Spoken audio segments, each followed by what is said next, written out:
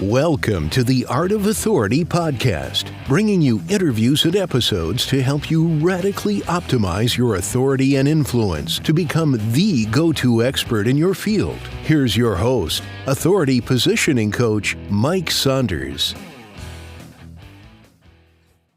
Hey, welcome back. This is Mike Saunders, the authority positioning coach. And today we have with us Steve Washer, who is the Sherlock Holmes of video marketing. Welcome to the program, Steve. Thank you, Mike. Great to be with you. Hey, so give us a little bit of background on yourself, and then what led you to focus specifically on video? Because in marketing, there's a lot of things you could focus on, and you could be a marketing consultant, which does, a litany of things, but you chose video. So give us that bit of intro, and then what made you select video as the medium that you focus on? Okay, thanks. I've been doing video for about 30 years, so part of it just came naturally.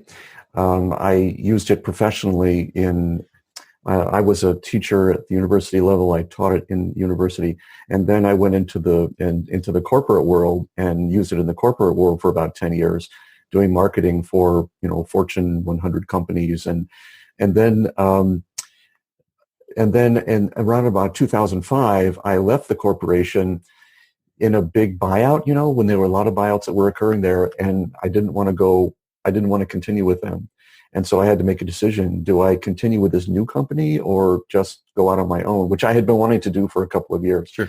So I started my own production company and kind of never looked back from there. But that was the time when a lot of people were using video in business and flocking to YouTube and putting a lot of unfortunate stuff out there. And it was really not doing what it was, I think, intended to do for them. And so I saw a way to be of more help, basically. And I've been doing this since about 2010, seriously. Sure. And specifically working with business owners, entrepreneurs, coaches, consultants, that type of thing, or is it more C-suite VP level type video? No, it's more working with entrepreneurs, coaches, consultants, that sort of thing. I do a little bit of work with consulting in corporations, but not as much as I used to. This is very all-consuming now. Yeah. And so what I've discovered over the years, and I think I always knew this, but it's becoming more and more apparent, and our message is becoming more and more honed along these lines for people to understand it better, and that is that video can be used much better, I think, when people think about it in terms of how it can build trust with others, long distance. In fact, I have some people who use video simply because they're geographically constrained. But that brings up all kinds of issues because, in one sense, you could say that video is just a delayed conversation. I say something, and then 3 days later, you say something. But it's also a lot more than that. And I think about it in terms of, I'm sure you've heard of Gary Vaynerchuk, right?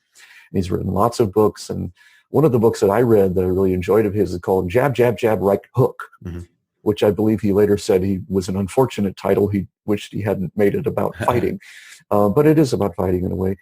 And that book was all about using the medium the way the medium wants to be used. So you wouldn't go on LinkedIn and talk about what you fed your cat last night, or a great dish that you had, or something like that. And you wouldn't go on Facebook and really hammer people with buy my stuff, buy my stuff, buy my stuff. Well, shouldn't. Maybe some people would. But Yeah. and I thought it was a good message. Well, I think that we can extend that to other forms of messaging like video. And I think video likes to be used in a certain way by certain people. So in my world, I tend to attract people for whom trust is a really important part of their value proposition.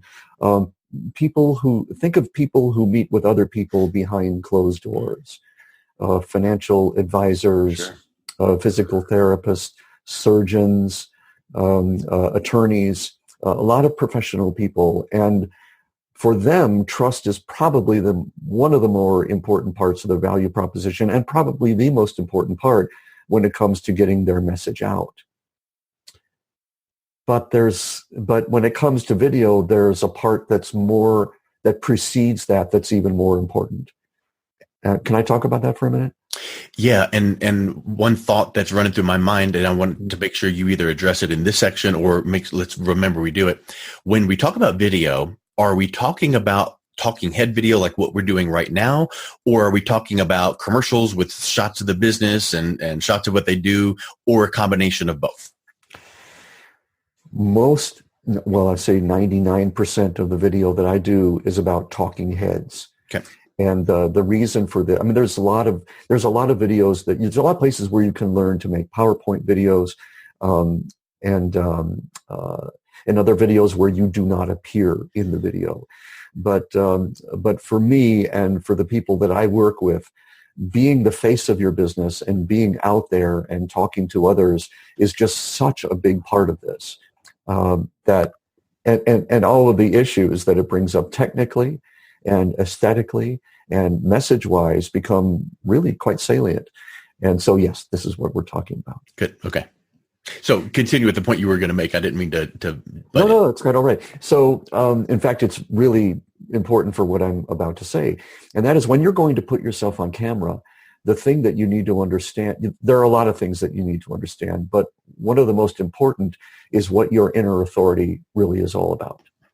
Because you're going to project it out there. In fact, the name of our company is Visible Authority, because it is about helping you discover that inner authority that you always knew was there, or you wouldn't even have a business, but giving it a form and a function and a message, and then broadcasting it to the world. And people who really understand this about themselves are often the people for whom this is the most difficult thing to do, because they don't want to be bragging. They're not, how do I say this? They're not like the limelight, the spotlight. They don't want to feel like they're saying, look at me, look at me. Yeah, they're not like attaboy type people going, oh, do, this is really, they're not those kinds of people. They're often in the second half of their life. They've often had a very substantive career, and they're looking to make a rather large transition of being able to create that same impression about themselves online as they've always had offline. And that can be very challenging for people in many ways. And so one of the things that's really important for them to do is really claim that inner authority, and don't be afraid to project it, in a way that is in a full-throated way. Even the Bible says, don't hide your light under a bushel, or as a basket, or whatever it is.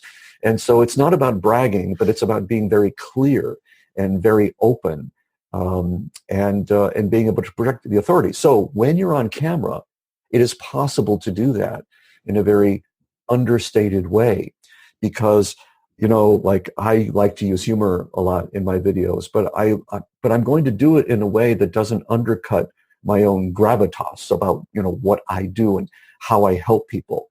And there is always a way to do that, because it goes back to who you really are as a human being, and then not being afraid to project that. Or even if you are afraid, then standing in that authority while you're doing that message and getting it out there.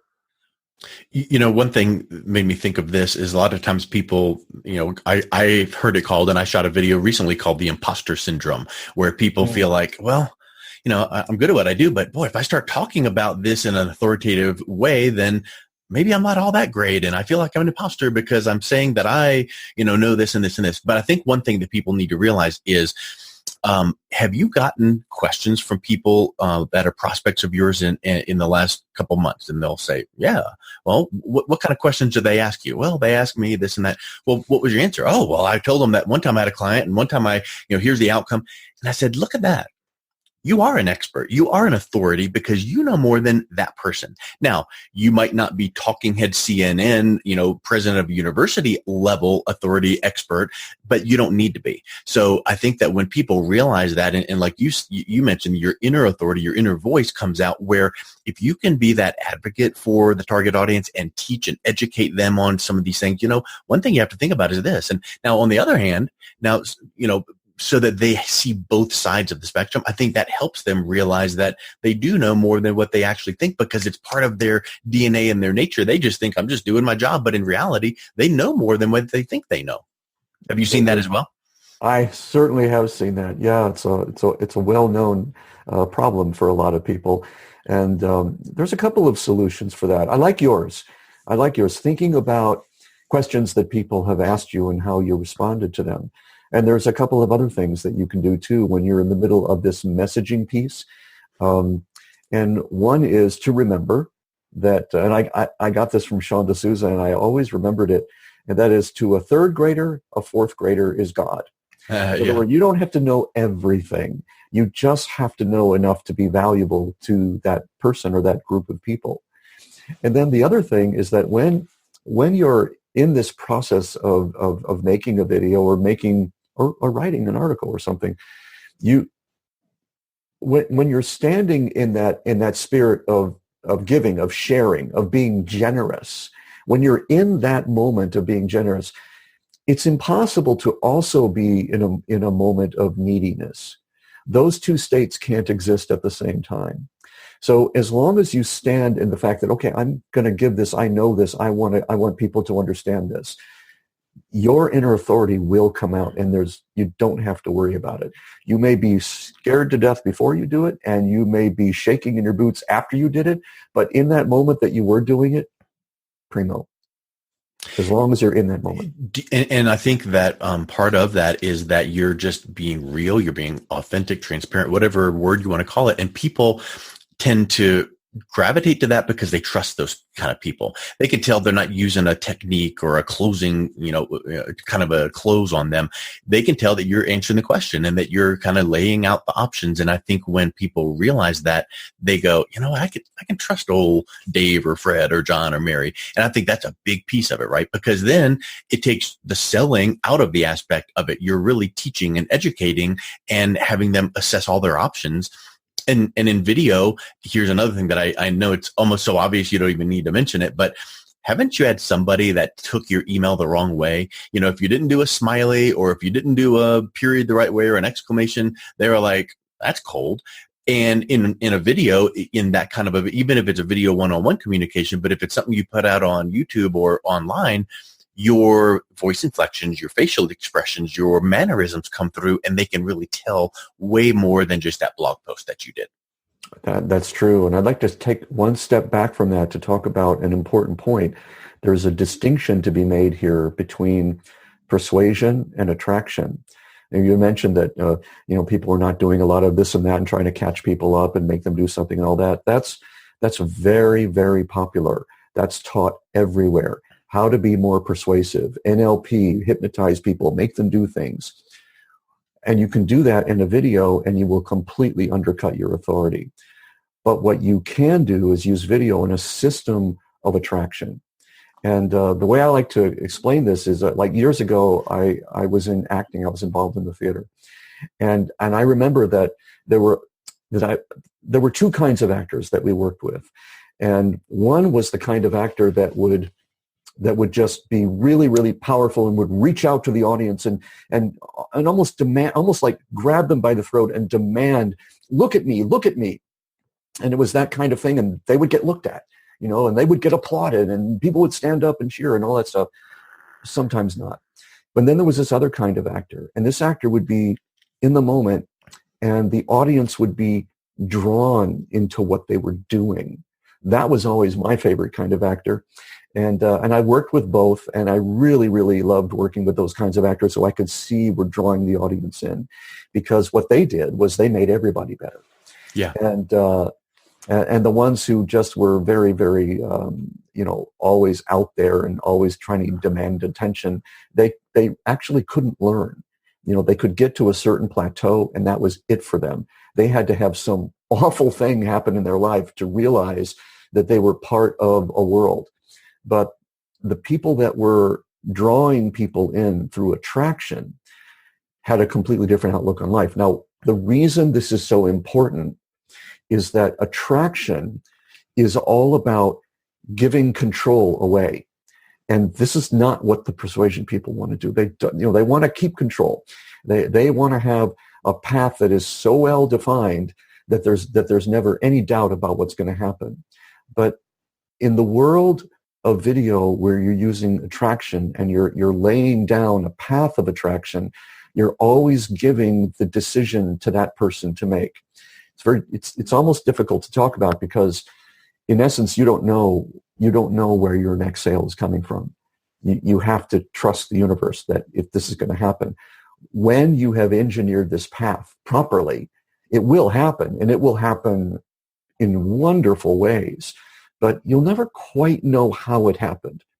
And this is the thing that can't really be taught.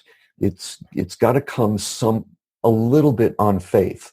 As long as you know that you have created a situation, a benevolent situation, and I'll just give you a couple of examples. I teach courses online, and I work with people in a combination of working online and working one-on-one.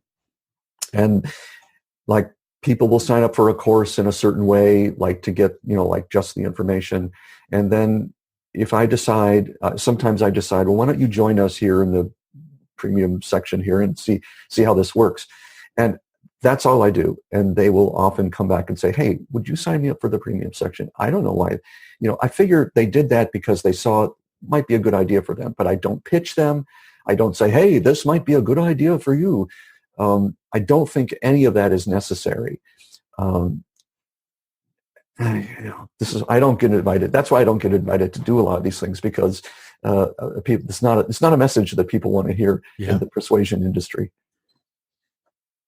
But it happens. And I think here's, I want to go back to something you said about having a strategy. I feel that this is a good strategy and approach, and it should relate to video, and it might even be part of what you recommend. So let's think about the customer's buying journey. They notice something online, they have a need for something, they start researching, they start comparing, all of those, steps. What if you took your top 10 frequently asked questions that you get, and then went deeper and did another section of questions, call them should ask questions, like they don't get asked, but they should get asked, or ought to ask questions. And you've got, a series of 10 or 20 really deep questions about your service, what people normally are asking, some things that really, make them go, now that's a good point. I never thought of it that way. That's great. I'm glad you brought that up. If you just put those in a FAQ section on your website, not helpful. But if you created pieces of content. Now, today we're talking about video, but you could record a podcast episode. You could write a blog post, any piece of content, but you could shoot that video and say, hey guys, today we're going to talk about, how people feel when they, whatever that question is, and do maybe, 3, 4, 5 minutes, whatever time frame, but just a nice nugget of knowledge. And now you have this video that is part of this strategy that when you get out there and people stumble on, and maybe you even use it proactively to go in your email campaign to respond to someone when they have a question, and you could get an incoming email and go, oh, here's the answer. Or you could respond and go, you know what? I just shot a video on that. Here's my response. Let me know what you think of it. So what are your thoughts on having that type of specific answering objections ahead of time strategy in putting your videos together? I don't believe in objections. But I do believe in the path. I do believe in the path of attraction. And so let's go into that strategy a little bit. When someone comes into your world, it's usually because you have answered some little question, like a lead magnet. You've used a lead magnet, and they've come in there because you've answered a very specific, annoying, not overarching problem, but a really big problem. Now they're in your world. Now you can start giving them the real stuff. And those videos may never go on YouTube. They might go on YouTube. But before they start getting those videos, you need to give them a series of videos. And this kind of touches on what you were saying. You give them a series of videos which are all about what your world is about. Mm-hmm. So they're kind of orientation videos, because everything that you create on video should be based on a number of themes, big ideas, big themes that are what your life and your business is about. And so what I tell people is that often, if you can think of an idea, of a big theme in your business, and think of it as going in the center of a compass. And if you can think of 360 videos that you can write around, in other words, slightly different angles on the same idea, that is a really good theme. One of mine is simplicity. So if your simplicity trumps complexity, as long as you're good enough to pull it off. Which means that, I mean, I never say these things. I mean, just like my information speaks for itself. But the idea is that I can give you 360 ways of simplifying how you put yourself on video, how you think about what you do on video, and how you create your path of attraction. And I remember I like the FAQ, SAQ. Who was it who came up with it? This was Mike. I think it was Mike Koenig's is what I heard. Mike Koenig's. I met him. I met him at a conference and talked with him about this. And I still think it's a great idea for a lot of businesses, especially if you have a business that has a lot of technical kinds of things. But I think that if you orient people toward what you do and speak to them at a fairly high level, like if you think about it, here's a technique, or here's a tip, and here's the benefit of that tip, and here's where you should be talking to them. Because what that does is it shows them that you understand what you're talking about, that you're the person that they should be talking to about this, and you've demonstrated that you understand it. And it pulls them through the process a little quicker because they're looking up a little further. They've kind of got their head up above the clouds. I never thought about it like that. Maybe it does pull them up sooner. I don't know. But in any case, it does make you a little more indispensable than the person who's just saying tip, tip, tip, tip, tip. Sure. You know, because like, where is this tip coming from? So if people can understand the why, and you know what? This may just be the kind of people that I talk to a lot, who are people who do think quite deeply about what it is they do and how they can help people who trust them through sometimes very difficult problems. You know, those problems might be financial problems, they might be marketing problems, they might be personal or even physical problems. And so, and I think that they are oriented to think this way. So when they know that you have thought about their problems from a higher level than, Joe down the street, then when you stop creating this kind of content, you're missed. And that's the way it should be. You should create it in such a way that you'll be missed. That's why I don't create videos that are here today, gone tomorrow. I always hope that they'll have a fairly long shelf life, which means they're an asset to my business. They grow in value as opposed to just disappearing in the mist of the dawn of day. Well, what I would say is so far, and we need to wrap up here with just a couple more questions, but so far I've observed that your approach is not just video is good, shoot some videos, right? You're not saying pick this lighting. There's all those technical aspects, but what I agree with you on is exactly what we're talking about, which is ready, fire, aim is not correct. It should be ready, aim, and then okay, fire, right? You need to have that strategy, and you need to know where you're headed. You need to have, work with the end in mind, as Stephen Covey said, and have, what you want to educate people on, and have that process in place, and have that 360-degree view. So my question would be, when someone realizes, okay, I've got to get myself out there, create that authority and influence using video, what's one thing they should do immediately once they've got their strategy? Let's assume they've got that down pat. What's the next step? What's one thing that they should be doing, and what's a tip for them to keep in mind? Well, mostly when people come to us, they don't have their strategy down. And so that's a very important piece. But once we get that squared away, then the thing they need to understand is the technology. They really got to understand the technology, because if they don't, video, which is a cutting edge tool, also makes it kind of a sword, and it can cut both ways.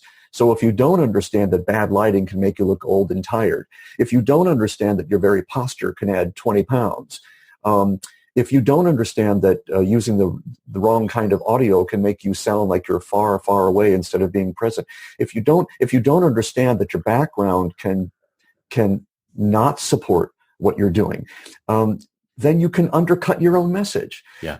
And I think for a lot of people recognize that right away, and they can't even deal with talking about strategy until they've gotten the technical part of it out of the way first. Other people really want to understand the high level stuff, and then they want to tackle the technology. People are individuals, and I can't really say that there's one way for one person to do it. Sure.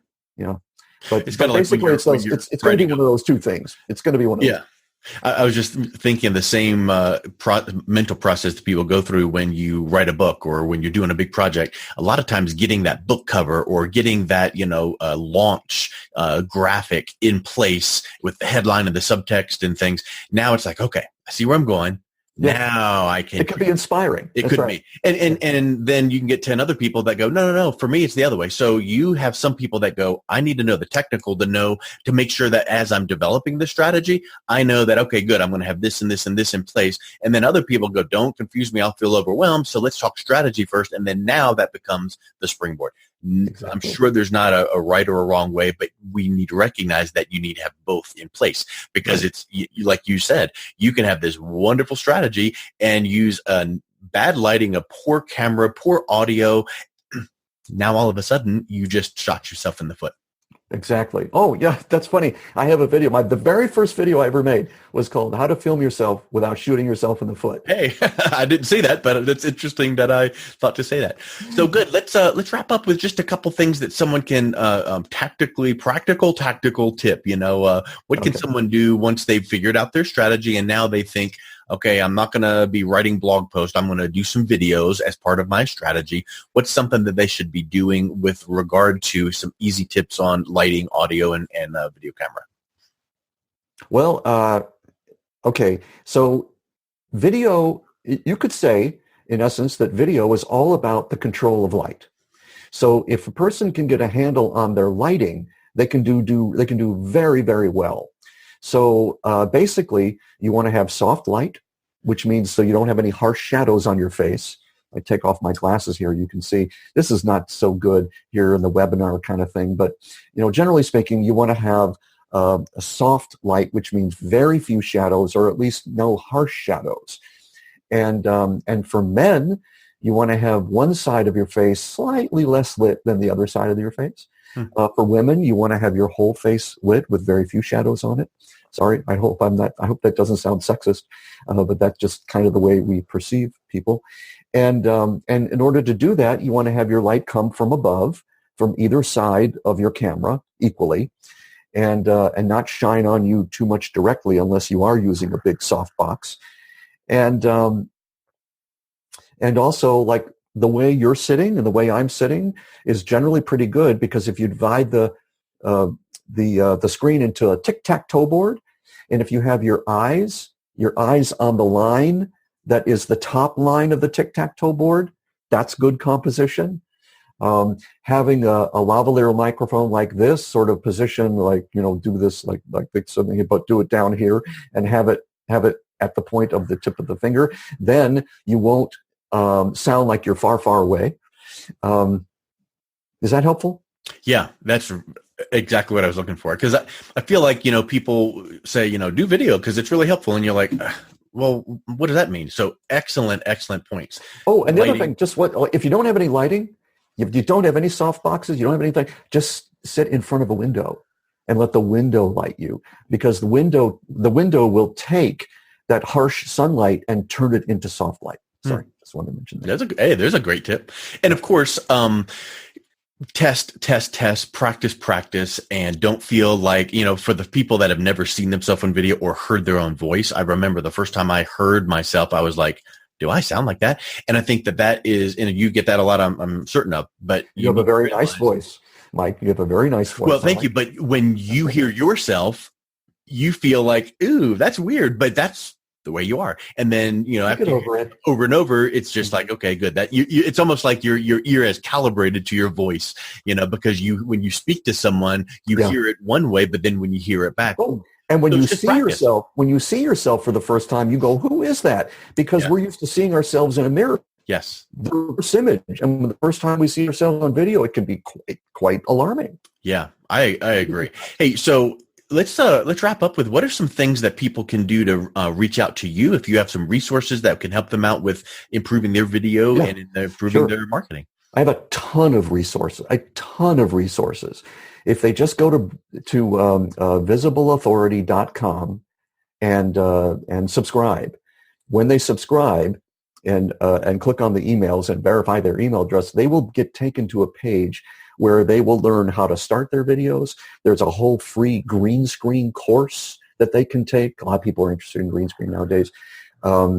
They can learn all about the different levels of video equipment, beginner level, aspirant level, and sensei level, as I like to call it.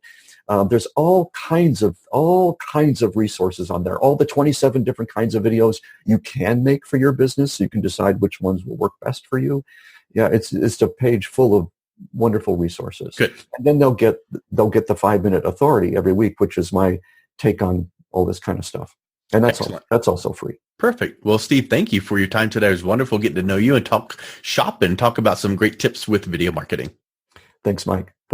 You've been listening to the Art of Authority podcast. Are you interested in building your authority positioning as the #1 strategy to grow your business, brand, and influence? Book your authority audit today. This 7-point audit of your current authority position will uncover opportunities and show you how to be seen as a leading expert and authority your industry looks to for advice. Visit www.authoritypositioningcoach.com.